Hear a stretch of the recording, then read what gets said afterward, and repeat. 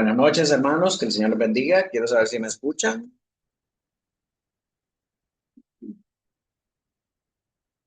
Hola, hola. Sí, se escucha. Muy bien. Bien, mis hermanos, estamos listos para comenzar. Vamos a orar al Señor para pedir que bendiga nuestro tiempo juntos y después comenzar de lleno con nuestra clase para el día de hoy. Oremos. Padre nuestro que estás en el cielo y en todo lugar, Señor, en esta noche venimos delante de ti, dándote gracias por tus bendiciones. Gracias, Señor, por tu abundante provisión para nosotros, por permitirnos, Señor, disfrutar de esta conferencia de semana pasado y por permitirnos ahora, Señor, venir delante de ti como tu iglesia, Señor, para poder eh, aprender juntos las verdades de este glorioso libro del Apocalipsis. Ayúdanos, Señor, ahora a poder escuchar, a poder entender y a poder guardar en nuestros corazones cada una de las enseñanzas que contiene esta sección de este maravilloso libro que vamos a leer, Señor, y que tú puedas utilizar cada una de ellas para cimentar en cada uno de nosotros, Señor, la seguridad de la salvación, el amor por ti, Señor, y el amor por la gloria venidera, Señor, más allá que el amor por la vanidad de este mundo. En el nombre poderoso de Jesús oramos. Amén y amén. Muy bien, mis hermanos, vamos entonces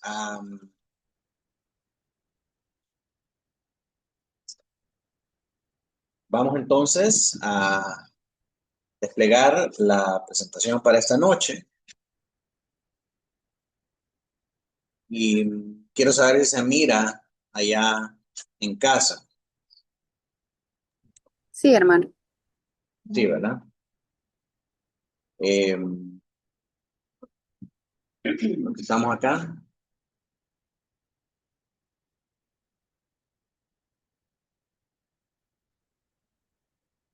Sí, ¿verdad? Sí, Bien. Entonces, hermanos, recordando nuestra exposición, estamos en la novena sección que tiene que ver con la nueva creación y la iglesia perfeccionada en gloria. Recordamos que ya se llevó a cabo el juicio final y ya el Señor ahora manifestó la nueva creación, entonces ahora estamos echando un vistazo a lo que es la ciudad santa. Vimos la primera sección de este capítulo 21, donde se describe la nueva creación, y en la segunda sección se describe la ciudad, la santa ciudad, la nueva Jerusalén, que representa la comunidad de los redimidos, que esta comunidad va a ser inviolable, va a ser completada, perfeccionada y gloriosa, gracias a que la presencia consumada, gloriosa y eterna de Dios va a estar con ellos. Y actualmente nos encontramos en esta sección. Dentro de esta sección vimos que se divide la descripción que hace Juan acerca de esta santa ciudad, que representa la comunión de los santos redimidos con Dios. Vimos que se divide primeramente en un vistazo inicial que se hace a la ciudad santa. Después vimos las medidas de la ciudad y ahora nos toca ver el material de la ciudad. Cada una de estas cosas comunican algo a nosotros acerca de de cómo será nuestra comunión con Dios en ese estado perfeccionado cuando nosotros, con cuerpos resucitados, redimidos y glorificados, habitemos por siempre y para siempre con el Señor. Ahora, yo sé que ha pasado bastante tiempo y quizás usted no recuerde lo que vimos anteriormente. Quiero tomarme unos minutos para que repasemos algunas cosas y después vamos a entrar en materia con el tema que vamos a estudiar ahora, que son los materiales de la ciudad. Comencemos entonces haciendo un repaso de los versos del 9 al 17. En primer lugar, vimos la vista inicial de la ciudad que se describe en los versos 9 al 14. En el 9 y 10 vemos que el ángel le dice a Juan: ven acá, te mostraré la desposada, la esposa del Cordero. Y esa esposa del Cordero es comparada o es descrita como la santa ciudad, la nueva Jerusalén. El ángel le muestra a Juan esta nueva Jerusalén que está descendiendo del cielo. Y nos damos cuenta que esta nueva Jerusalén no solamente es una ciudad, sino también que es la esposa del Cordero, un símbolo del pueblo redimido de Dios. Entonces, hay un paralelo y es un sinónimo hablar de ciudad y hablar de la iglesia del Señor, hablar de la esposa del Cordero. Esposa del Cordero es igual a ciudad. Ciudad santa es igual a esposa del Cordero. Entonces, ambos son adjetivos descritos, perdón, son adjetivos que se usan para describir a la iglesia del Señor. Tanto la ciudad de la Nueva Jerusalén como la esposa del Cordero son metáforas que representan o simbolizan el pueblo redimido de Dios. Entonces, cuando hablamos de la Nueva Jerusalén descendiendo, no estamos hablando de una ciudad física. Estamos hablando del pueblo de Dios redimido. Eso es lo que Juan nos dice. Su origen no es terrenal, sino celestial, descendiendo de Dios, dice también el texto, ¿verdad? Representa la morada de Dios con su pueblo y el cumplimiento de su pacto eterno. Dios había prometido desde antes de la caída del hombre que iba a redimir para él mismo un pueblo de toda lengua, tribu y nación en el acuerdo intratrinitario de la Trinidad, ¿verdad? En el pacto de redención. Y mucho antes de que él hiciera la creación, ya había establecido que iba a redimir pecadores y que quien iba a llevar a cabo esa labor de redención sería Jesucristo. Cuando Adán peca, el Señor dice que levantará una simiente de él que aplastará la cabeza de la serpiente.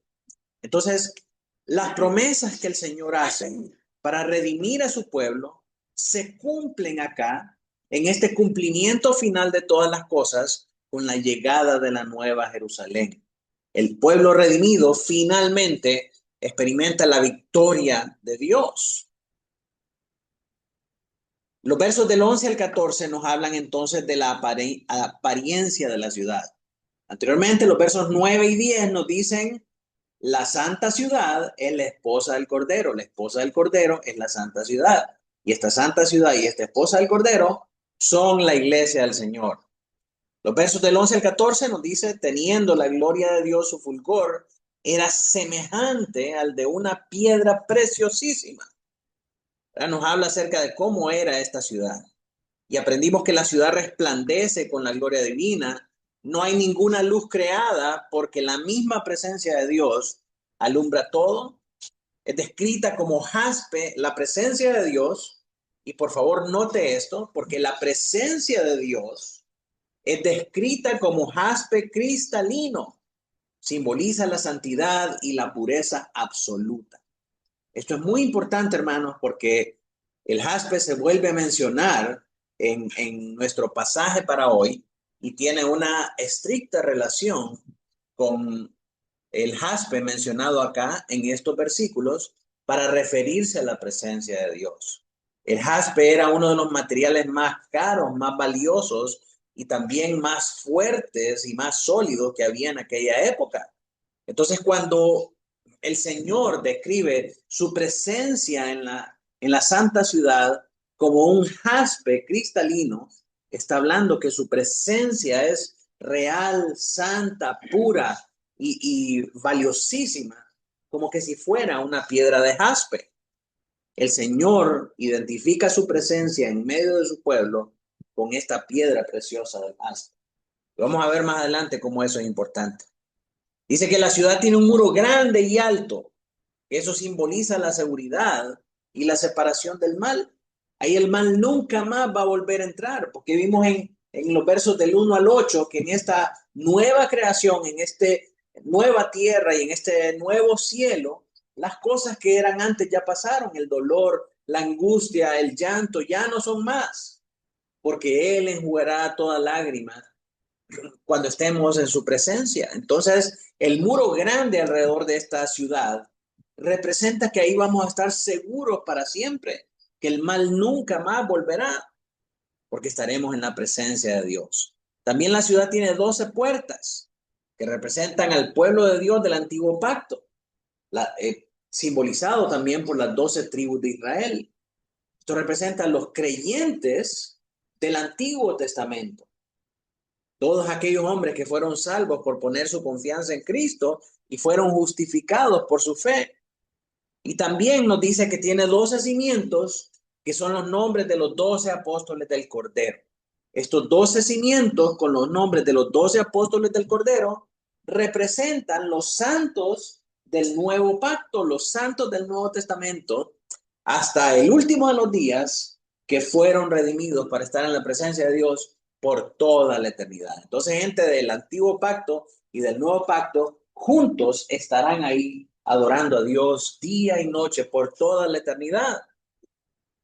Entonces, eso es en cuanto a la apariencia de la ciudad. ¿Cuál es el significado teológico de todas estas cosas? La ciudad es el pueblo de Dios glorificado, no es una estructura material, no es una ciudad verdadera. Su belleza no es decorativa, sino sagrada y simbólica, y refleja el carácter de Dios, lo bello, lo hermoso, lo santo, lo puro, lo glorioso. Eso es lo que evocan todas estas descripciones de piedras preciosas y de lujos y de excesos. El diseño de la ciudad revela perfección, orden y permanencia. Hablábamos que la ciudad es un cuadro perfecto, es un cuadro perfecto. Y eso nos remonta a la descripción en Primera de Reyes de el lugar santísimo, que era un cuadrado perfecto. Pero en aquel templo de aquel entonces, un templo temporal, un templo que ya no existe, solo era el lugar santísimo lo que era cuadrado, perfecto, con un orden, con una estructura. Pero ahora el lugar santísimo no se remonta únicamente a un pequeño cuadrito dentro de un templo terrenal, sino que ahora el lugar santísimo es toda la ciudad. Toda la ciudad ocupa la gloria de Dios. Entonces toda la ciudad es ahora el lugar de su presencia, el lugar de su permanencia, el lugar santísimo donde Él habita con su pueblo. Y ese lugar santísimo, en ese templo celestial, en esa nueva ciudad, permanece por los siglos de los siglos. La comunión restaurada entre Dios y su pueblo es el centro de toda la visión. Cuando leemos la manera en cómo se describe la interacción entre Dios y su pueblo, podemos ver que la comunión que se perdió en el huerto, cuando el hombre se escondía de Dios porque estaba en pecado, cuando el hombre no pudo estar más en la presencia de Dios porque había pecado en él, y donde Dios está no puede habitar el pecado, ahora todos aquellos elegidos, santificados, gozan de la presencia de Dios sin ser consumidos por la santidad de Dios y sin tener que esconderse a causa del pecado. Están en perfecta armonía y comunión restaurada con Dios.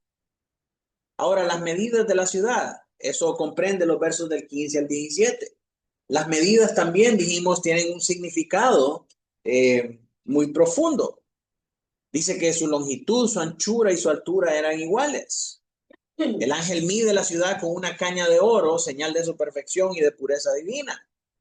Y como dijimos, forman un cubo igual en todas sus dimensiones, como el cubo del lugar santísimo del templo de Primera de Reyes 6:20. Significa que toda la ciudad es el lugar santísimo, es decir, toda la creación será morada de Dios. El muro de 144 codos indica plenitud y seguridad total del pueblo de Dios. Ahora, ¿cuál es el propósito de que se nos presenten estas medidas? Las medidas no son geográficas, ¿verdad? Eso lo tenemos que entender. No son literales. Cuando tratamos con este libro, cuando tratamos con este mensaje, al ser una profecía de naturaleza apocalíptica, no podemos interpretar nada de lo que se nos está diciendo como literal. es una profecía, es una visión. Por lo tanto, cada uno de los elementos presentados en esta profecía o en esta visión tienen un carácter simbólico, principalmente espiritual, y están amarrados o apuntan hacia una profecía en el Antiguo Testamento que se está cumpliendo en el final de los tiempos. Representan orden divino, perfección y comunión plena. La ciudad no necesita un templo. Y aquí dijimos es donde se equivocan los hermanos dispensacionalistas, creyendo que Dios en el final de los tiempos va a restaurar un tercer templo, para restaurar los sacrificios, para restaurar los órdenes sacerdotales. ¿Para qué? Si ya tenemos un sacrificio perfecto, si ya tenemos un sumo sacerdote que intercede por nosotros constantemente, ¿para qué necesitamos sacrificar? ¿Para qué necesitamos órdenes de sacerdotes? ¿Verdad? En esta ciudad no hay un registro de un templo. La ciudad es el templo. Dios mismo llena todo lo que hay en esa ciudad con su presencia. El número 12 se repite con las 12 tribus, con los 12 apóstoles, y habla acerca de la plenitud del pueblo de Dios. Ahí, mis hermanos, y les decía que uno tiende a pensar que cuando los calvinistas hablan acerca de los elegidos, es un pequeño grupo reducido y exclusivo de personas que van a ser salvas, pero realmente al ver estas cosas, al ver estas descripciones en Apocalipsis, nos damos cuenta que esos elegidos es una gran multitud. Son todos aquellos que pusieron su confianza en el Antiguo Testamento y en el Nuevo Testamento y son descritos como multitudes innumerables, incontables, como las aguas. No es un grupo pequeño. No son 144,000 como dicen los testigos de Jehová. Es una gran multitud. Ese número 144 representa una totalidad. Ese número 12, repetido una y otra vez, representa la plenitud de todo el pueblo de Dios, todos los cristianos de todas las épocas. Así que recordando todas estas cosas, llegamos ahora a la descripción de los materiales de la ciudad. Y cada una de estas cosas nos dice algo acerca de la comunión de nosotros con Dios y acerca de la presencia de Dios en medio de su pueblo. Vamos entonces a leer Apocalipsis 21, del 18 al 21. Emanuel, si puede leer con voz fuerte. El material de su muro era de jaspe, pero la ciudad era de oro puro, semejante al vidrio limpio. Y los cimientos del muro de la ciudad estaban adornados con toda piedra preciosa. El primer cimiento era jaspe, el segundo zafiro, el tercero ágata, el cuarto esmeralda, el quinto ónice, el sexto cornalino, el séptimo crisólito, el octavo berilo, el noveno topacio, el décimo crisopraso, el undécimo cimbro, el duodécimo amatista. Las 12 puertas eran 12 perlas, cada una de las puertas era una perla, y la calle de la ciudad era de oro puro, transparente como vidrio. Amén. Entonces vemos que se describen todos estos elementos y se describen con diferentes piedras preciosas.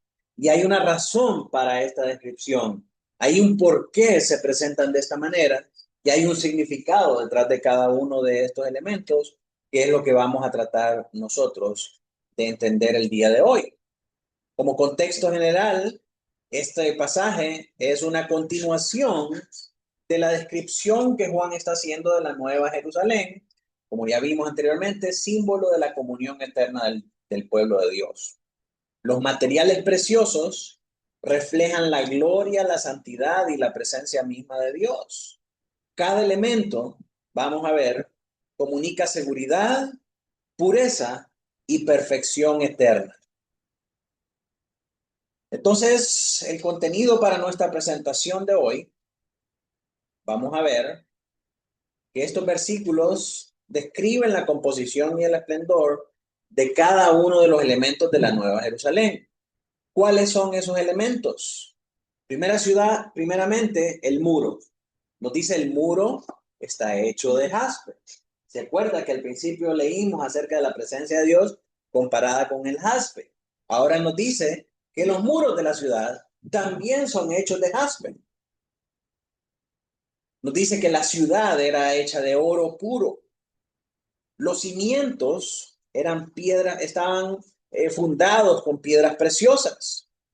Las puertas eran de una sola perla y las calles eran de oro. Entonces vamos a estudiar que esta descripción no es estética, no es literal, sino que tiene un significado teológico, espiritual, simbólico. Entonces, cada material refleja la presencia, la pureza y la gloria de Dios habitando con su pueblo para siempre. Comencemos mirando el muro de jaspe. Nos dice que el muro era de jaspe. Y este muro representa los límites de la seguridad de la comunión con Dios. Como dijimos, esos muros nos hablan a nosotros que estamos protegidos por la presencia de Dios y podemos tener la certeza que ahí no llegará mal, ahí no llegará pecado, porque Dios mismo es el que se asegura de que esas cosas sean así. El jaspe refleja la inexpugnabilidad. Esa palabra significa que es inviolentable, que es invencible. ¿Verdad? Refleja la invencibilidad, la duración, el resplandor y la gloria de la salvación por Cristo, siendo el jaspe una piedra muy dura, duradera y brillante. Cuando pensamos acerca del jaspe, tenemos que pensar acerca de nuestra salvación y protección en Cristo. Así como el jaspe es duro, duradero y brillante, así es la salvación que el Señor Jesucristo nos ha dado. Es como esa piedra que pueden pasar los años y no se corrompe. Es indestructible. ¿Por qué? Porque fue hecha por medio del sacrificio perfecto del Señor Jesucristo. Ese sacrificio es invencible. Ese sacrificio es inexpugnable, dura y resplandece el brillo que hay en nuestras vidas. La salvación nunca puede ser anulada ni invalidada. Va a durar por siempre y en este estado ahora surgirá como luz, como una lámpara que arde. Por eso es descrito como una piedra preciosa. Está representada por la misma piedra preciosa que Dios, con la que Dios y Cristo mismo son descritos en Apocalipsis 21:11. Si pudiéramos hacer una representación gráfica de lo que es el muro de jaspe, sería eso, un muro fuerte, un muro impenetrable, un muro inexpugnable, pero a la misma vez precioso, brillante. ¿Por qué es tan duro? ¿Por qué es impenetrable? ¿Por qué es tan fuerte? ¿Por qué es tan brillante? Porque es la presencia misma de Dios. Recuerde, Dios se compara con el jaspe y ahora ese jaspe son los muros. ¿Qué significa eso? Que la presencia de Dios es la que nos protege. La presencia de Dios es la que nos guarda. La presencia de Dios es la que nos hace deleitarnos en nuestra salvación. Ahora, algunos textos de prueba que nos hablan de esto. En Apocalipsis 4:3 nos dice, el aspecto del que estaba sentado era semejante a piedra de jaspe y de cornalina. Y había alrededor del trono un arco iris semejante en aspecto a la esmeralda. Sí, nuevamente, el que está sentado en el trono es descrito como un jaspe.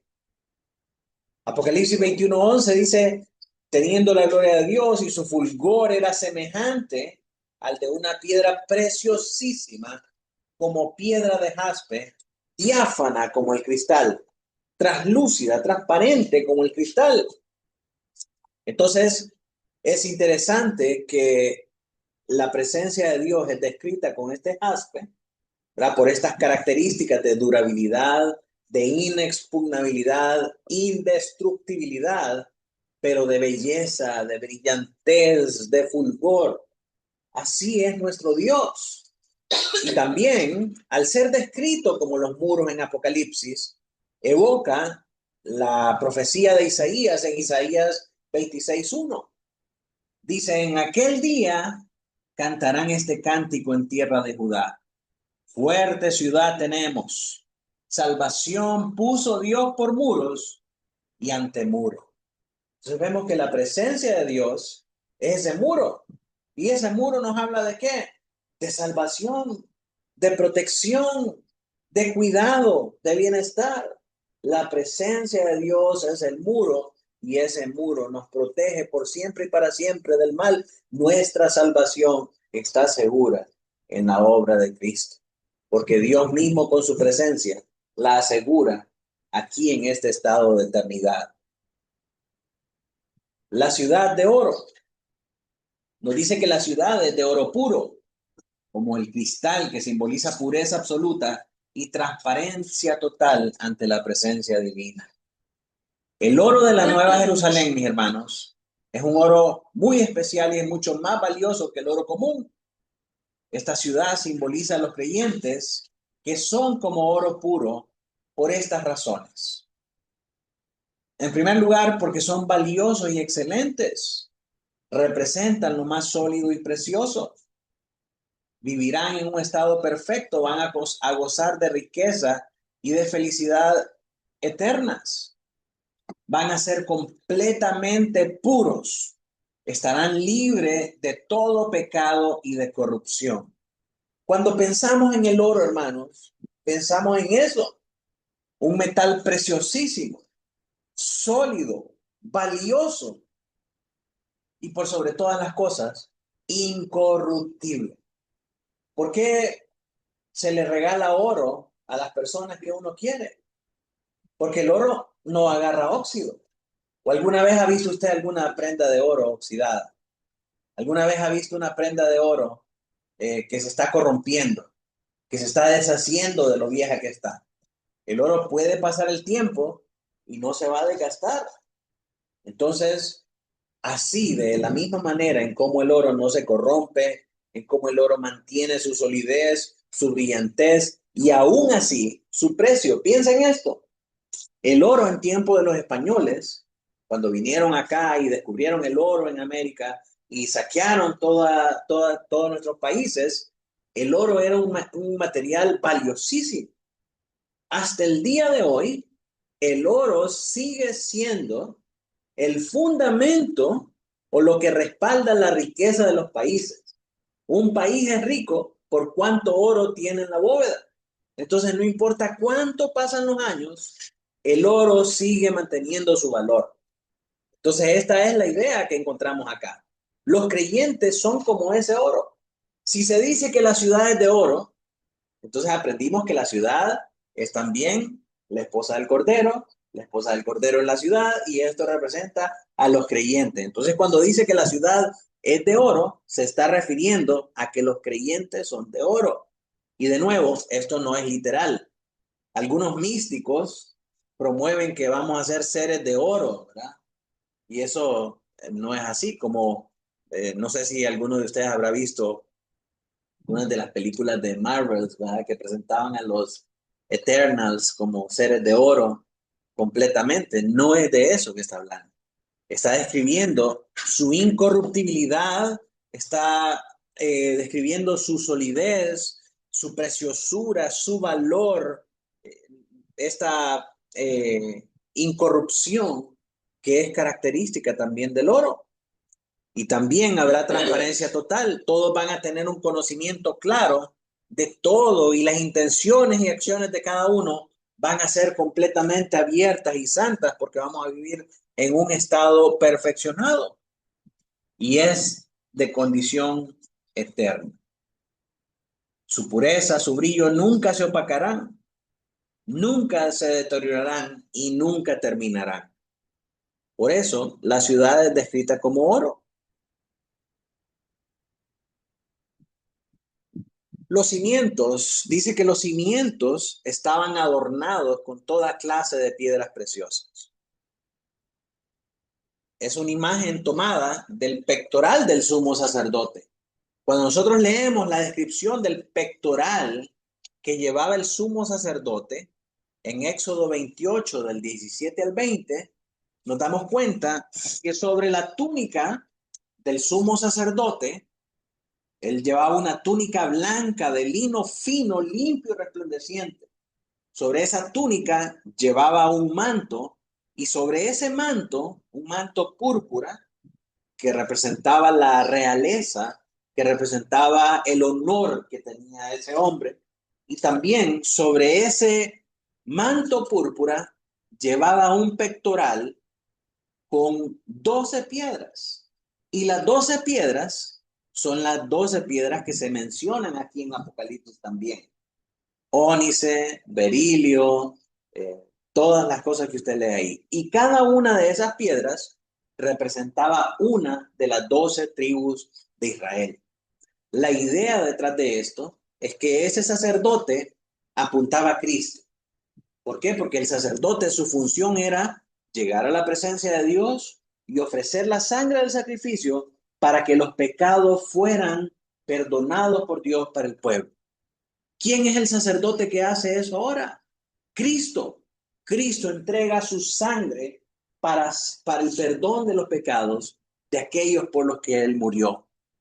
El manto púrpura representa la realeza, el honor de un rey. ¿Quién es ese rey de gloria? Si no es nuestro Cristo Jesús, que es intercesor y mediador por nosotros delante de Dios. La idea de llevar esas piedras en el pectoral que representaban las 12 tribus era que este sacerdote ofrecía expiación por el pueblo de Dios. Entonces llevaba en su pecho, llevaba cerca de su corazón a su pueblo para pedir perdón por sus pecados. Entonces en esta ciudad vemos esas 12 piedras preciosas, pero las vemos ahora como fundamento. ¿Qué significan? Bueno, así como representaban en aquel tiempo a las 12 tribus, ahora representan también a las tribus de Israel que ahora están unidas con los apóstoles para ser un solo pueblo, el pueblo del antiguo pacto y el pueblo del nuevo pacto. Simbolizan que todo el pueblo del redimido, tanto del antiguo como del nuevo pacto, son el fundamento para el templo eterno. Efesios 2:20 dice, edificados sobre el fundamento de los apóstoles y de los profetas, siendo la principal piedra del ángulo, Jesucristo mismo.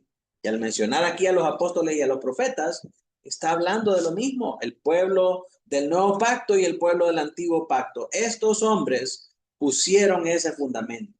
Y ahora los dos pueblos representan estas piedras preciosas. Y esto, mis hermanos, tiene una conexión muy profunda, porque cuando nosotros leemos la descripción del trono de Dios en Apocalipsis 4:3, donde Él se presenta como el que está sentado en el trono y nos dice que su apariencia es como el jaspe, detrás de Él hay un arco iris de 1000 colores. Y esos colores son manifestados por las piedras multicolores que son el fundamento de esta ciudad. ¿Se recuerda qué dice el Señor en Apocalipsis 2:3 a una de las iglesias si venciera? ¿Qué les iba a dar? Un nombre nuevo, una piedrita con un nombre nuevo. Esa piedra es de alguna manera una conexión y una representación de cómo todos nosotros venimos a ser piedras en ese fundamento de la nueva Jerusalén. Y eso no es una idea descabellada, porque Pedro habla en 1 Pedro 2:15 que nosotros somos edificados como casa de Dios siendo piedras vivas. Entonces hay una relación directa de esta descripción como piedras vivas, como piedras preciosas y el creyente. Entonces, estos cimientos, estas piedras preciosas son los cimientos de la Nueva Jerusalén. Pudiéramos verlo entonces en una imagen, vemos los muros de jaspe y vemos las piedras preciosas pegadas al fundamento de esa ciudad. Ahora, hay una conexión mucho más profunda y más teológica acá, Porque Ezequiel 28:13 nos dice de la siguiente manera. Nicolás, si puede leer ahí, por favor. El huerto de Dios, Luis, cada piedra preciosa era tu vestidura. Cornelia, topacio, jaspe, crisólito, de y once, de zafiro, esmeralda y oro. Los primores del plata estuvieron preparados para el día de clase. Mire qué hermoso eso. En Edén, en el huerto de Dios estuviste. De toda piedra preciosa era tu vestidura. De cornerina, topacio, jaspe, crisólito, berilo, iónice, de zafiro, carbunclo, esmeralda y oro. ¿De quién está hablando acá? De Adán en el Edén. Adán en el Edén dice que estaba rodeado de piedras preciosas. La Nueva Jerusalén entonces es la restauración de ese Edén, pero sin corrupción ni caída. Así como en el Edén habían piedras preciosas, y ya vimos qué representan esas piedras preciosas, los creyentes, ¿verdad? Del antiguo pacto y del nuevo pacto. Así estaban esos creyentes también en el Edén, junto con Adán, ¿verdad? En el final de los tiempos, lo que se perdió en el huerto se va a recuperar en esta nueva Jerusalén. Los creyentes van a ser como esas piedras preciosas, sin corrupción, sin caída. Entonces representan una nueva creación incorruptible y perfecta donde mora la justicia. Lo que se perdió en Edén se va a recuperar entonces en la nueva Jerusalén. La gloria de la creación de Dios, porque la creación cuando fue hecha por Dios antes de la caída era gloriosa porque fue hecha a imagen y semejanza de Dios, pero la caída opacó todo eso. Esa gloria de Dios manifiesta en la creación primigenia antes de la caída va a ser recuperada en el tiempo final. Ahora las puertas de perla. Cuando hablamos acerca de estas puertas de perla, hermanos, hay mucha fantasía y mucha ciencia ficción, porque leemos o hemos visto y hemos sido influenciados por nuestra cultura, por muchas caricaturas y por muchas representaciones simbólicas, ¿verdad? De lo que son, de la imaginación de muchos creadores, de lo que es o podría ser estas puertas de perla. Y muchos en inglés se le dicen, y de hecho son descritas acá como pearly gates, como portones hechos de perla, pero realmente son puertas, como las puertas de un castillo que habilitan la entrada a un muro. Nos dice que las 12 puertas eran de 12 perlas y cada una de las puertas era una perla. Ah, pero ¿cómo así? Esto es importante, hermanos, porque la palabra perla tiene que resonar en nosotros como resonó en los creyentes cuando recibieron este mensaje. Simbolizan la entrada segura y gloriosa al reino eterno de Dios. ¿Quién nos da la entrada segura y gloriosa al reino de los cielos? Cristo. Cristo es nuestra entrada segura y gloriosa en el reino eterno. Pero ¿cómo sabemos eso? Las perlas expresan la belleza costosa y pureza obtenida por el sufrimiento. Sí, al decir 12, no es que las 12 puertas son todo el pueblo de Dios, sino que al decir 12, está hablando de que todo el pueblo de Dios va a entrar por esas puertas. O sea, si usted es pueblo de Dios, necesariamente entra a esa ciudad santa por una de esas puertas. ¿Verdad? Pero al haber 12 puertas, significa que todo lo que son pueblo de Dios, entraron y pasaron por esa puerta de perla. ¿Y cuál es la puerta de perla? Cristo. Mateo 13, 45 al 46. Mire lo que dice el Señor. Pamela, si puede leer ahí, por favor. También el reino de los cielos es semejante a un mercader que busca buenas perlas. que habiendo hallado una perla preciosa, fue y vendió todo lo que tenía y la... Sí, el reino de los cielos es semejante a este mercader que busca buenas perlas. Y halló una y se despojó de todo lo que tenía por esa perla preciosa. Esa perla de gran precio es el Señor Jesucristo, que nos da entrada, libre acceso, seguro y glorioso al reino eterno de Dios. Entonces, si nosotros queremos ser de la santa ciudad, tenemos que pasar por la puerta de perla. ¿Quién es la puerta de perla? El Señor Jesucristo. ¿Qué dice el Señor? Juan 19. Yo soy la puerta. El que por mí entrare será salvo. Y entrará y saldrá y hallará pastos. Mis amados, el Señor es la puerta. Y esa puerta es descrita aquí en Apocalipsis como una perla preciosa, una perla de gran precio, por la que todos los creyentes tienen que entrar. No hay otra entrada, no hay otra puerta. Tiene que entrar por la puerta de perla. Todos nosotros, en cierto sentido, cuando venimos a la fe, cuando creemos en el Señor Jesucristo, cuando ponemos nuestra fe en Él y Él nos da perdón y salvación, ya hemos pasado por esa perla. Sí, entonces estas perlas en la santa ciudad representan que todos esos ciudadanos que están ahí, que componen y hacen esa ciudad, alguna vez pasaron por esa perla.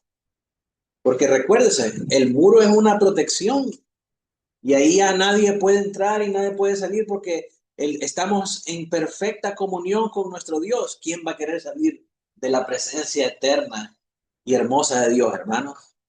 Entonces esa puerta no es para salir ni para entrar. Esa puerta simboliza que el único acceso para estar en esa ciudad es haber pasado por esa puerta, que es la perla de gran precio del Señor Jesucristo. Entonces, nuevamente, reconstruyendo nuestra imagen de la ciudad, tenemos los muros de jaspe, tenemos los cimientos de piedras preciosas y tenemos las puertas que son perlas. Al haber 12 nos dice que todo el pueblo de Dios entró por ahí. No hay ni uno solo de nosotros que no sea pueblo de Dios que no haya pasado por esa puerta. Las calles de oro. La calle de la ciudad era de oro puro como cristal transparente. Esto nos contrasta Apocalipsis 11:8, donde los dos testigos fueron muertos en la plaza de la gran ciudad. Aquella gran ciudad terrenal y que era la gloria de los hombres, la gloria de la bestia y la gloria de sus secuaces, estaba pavimentada con la sangre de los mártires. Estaba pavimentada con los cadáveres de aquellos que prefirieron la muerte antes que negar su fe. Pero ahora, en esta nueva ciudad, las calles son de oro. No hay muerte, no hay sangre. Ahora la calle es el camino de la gloria, el camino de la comunión eterna con Dios. El camino de sufrimiento entonces se transforma en camino de esplendor eterno. Mateo 7:14 dice, porque estrecha es la puerta y angosto el camino que lleva a la vida, y pocos son los que la hallan. Aquí el camino es angosto, aquí el camino es difícil, aquí es estrecha la puerta, pero todo aquel, mis hermanos, que caminó por ese camino angosto y que pasó por esa puerta estrecha, en la eternidad caminarán sobre esas calles esplendorosas de oro que conducen a la presencia misma de Dios. Entonces, aunque aquí en esta tierra las calles estén pavimentadas con la sangre de los mártires y haya cadáveres a nuestro alrededor, recordemos que un día caminaremos en esas calles de oro, tan anchas, tan amplias, tan brillantes, tan fulgurientas, que nos conducirán a la presencia misma de Dios. Entonces ahí tenemos ya la construcción completa de la imagen gloriosa de la ciudad de Dios. Si fuéramos a usar nuestra imaginación, sabemos que todo esto es simbólico, que la ciudad de Dios somos nosotros y que todo lo bello que hay en la ciudad representa la presencia misma del Señor. En conclusión, mis hermanos, los materiales de la santa ciudad nos revelan a nosotros, en primer lugar, que tendremos seguridad eterna por medio de estos muros impenetrables que es la presencia misma de Dios. Recordemos la profecía de Isaías 26. Fuerte ciudad tenemos en Jehová nuestro Dios, muros y antemuros de salvación. Esta ciudad es impenetrable. Esos muros tan duros, tan inexpugnables, nos recuerda que nuestra salvación está segura por siempre y para siempre en el Señor. También los materiales nos revelan el fundamento apostólico y sacerdotal. Esos son los cimientos. Hermanos, el evangelio es eterno. La verdad de Dios revelada en su palabra es eterna. Las doctrinas que hoy conocemos, que hoy predicamos, que hoy estudiamos, que hoy enseñamos y que hoy vivimos, van a continuar siendo el fundamento de nuestra fe allá en los cielos. Van a continuar siendo verdaderas en el cielo. Entonces, con mucha más premura, con mucha más intencionalidad, con mucha más intensidad, debemos estudiarla ahora aquí en la tierra. Debemos saberla ahora aquí en la tierra. Debe ser nuestra labor, debe ser nuestra meta, poder aprender lo más que podamos de Cristo. Porque este conocimiento es eterno, hermanos. Continúa después de la muerte.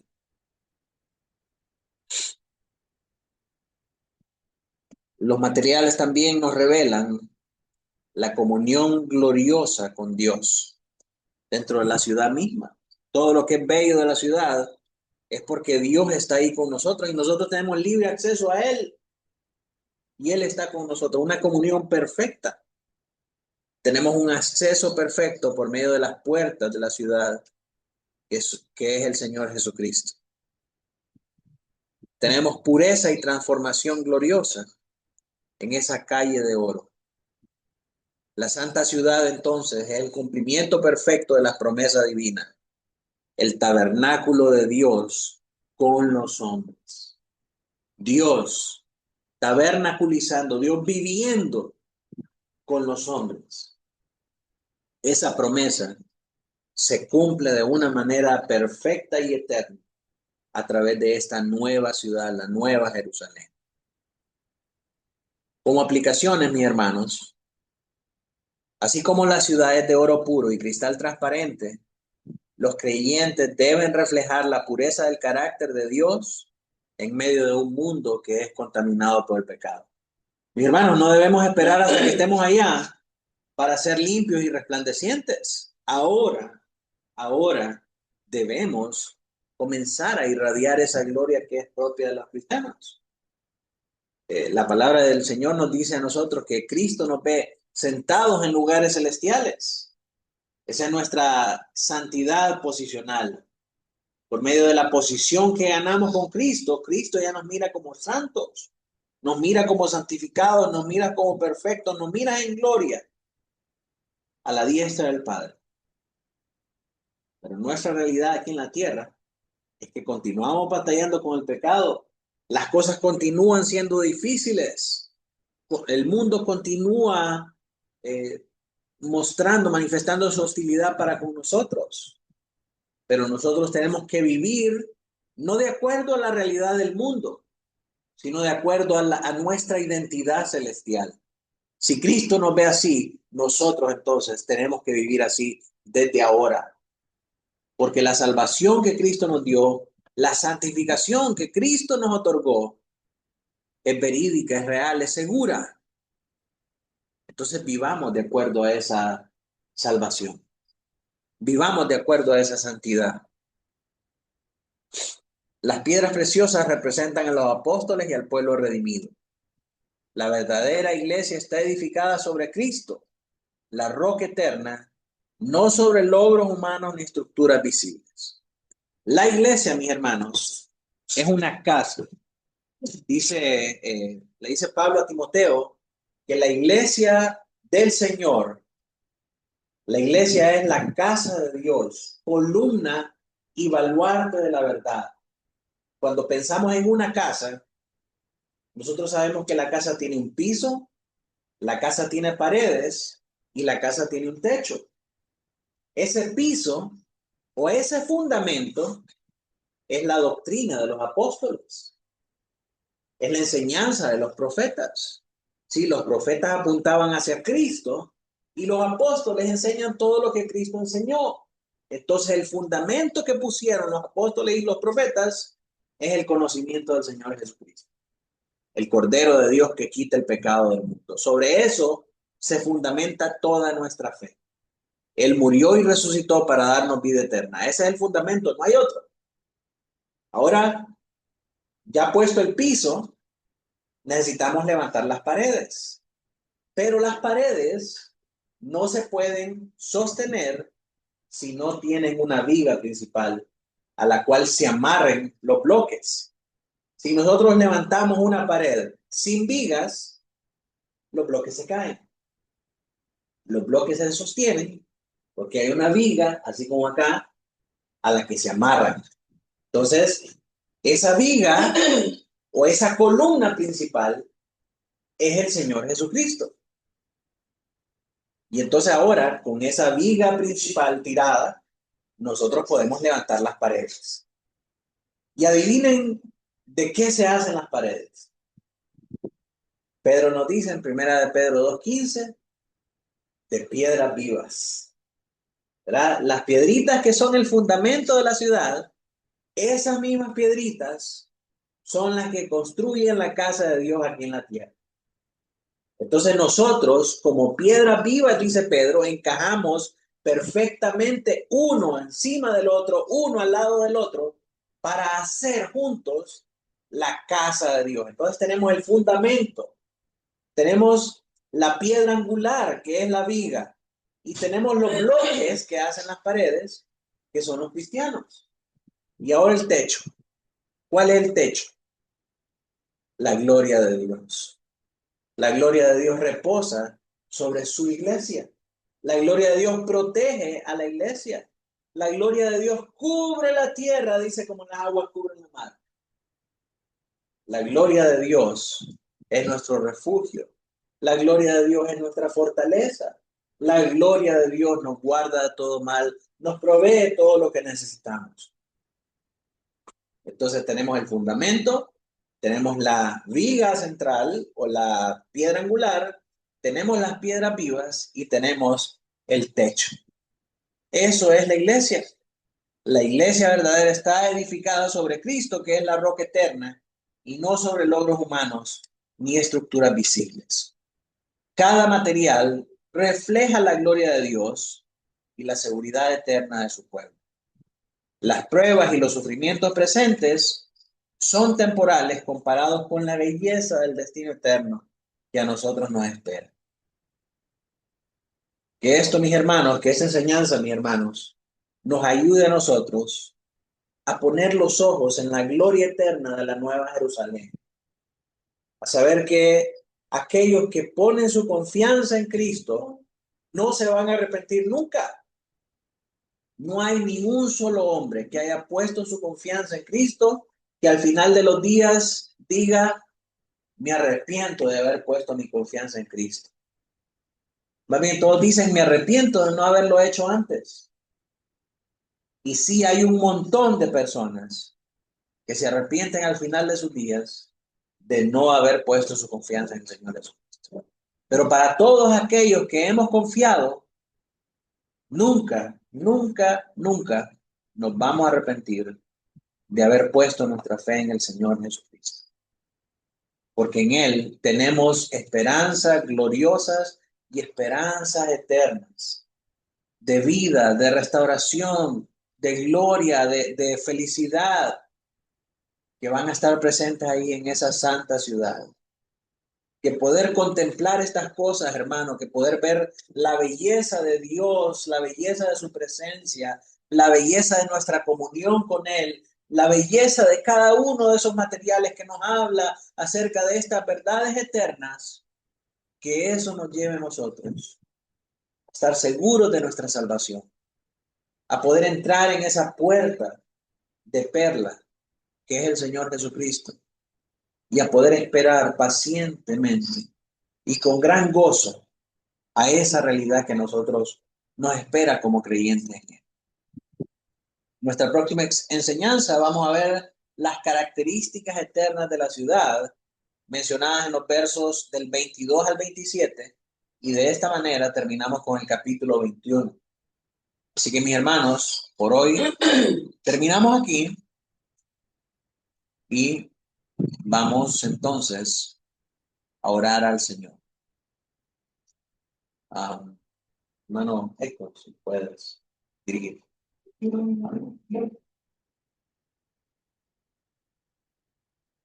Señor Padre Celestial, te damos gracias, Señor, por este tiempo, Padre, enseñanza, aprendizaje, Señor.